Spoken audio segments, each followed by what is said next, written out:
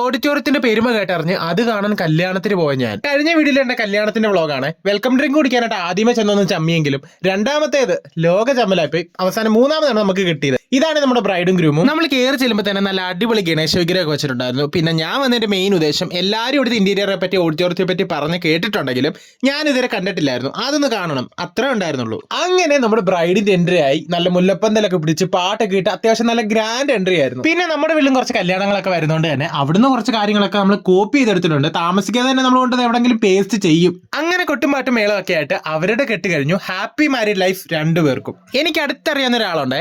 ആളൊരു 7-8 വർഷമായിട്ട് ഒരാളുമായിട്ട് റിലേഷൻഷിപ്പില്ല. കുറച്ച് കോംപ്ലിക്കേറ്റഡ് ആയിരുന്നു. പക്ഷെ ഇപ്പൊ വീട്ടുകാരൊക്കെ ഓക്കെ ആയി സമ്മതിച്ചു. പക്ഷെ ഇപ്പൊ എല്ലാം സമ്മതിച്ചു കഴിഞ്ഞപ്പോൾ പുള്ളിക്കാരി പറഞ്ഞു, എനിക്ക് വയ്യടാ, ഇപ്പൊ കല്യാണം കഴിക്കാനുള്ള ഒരു മൂഡില്ല, സാരി കൊടുത്തേക്കാൻ വേണ്ടി ചൂടാ, വല്ല രജിസ്റ്റർ മാരേജ് ഒക്കെ പോരെ എന്നൊക്കെ.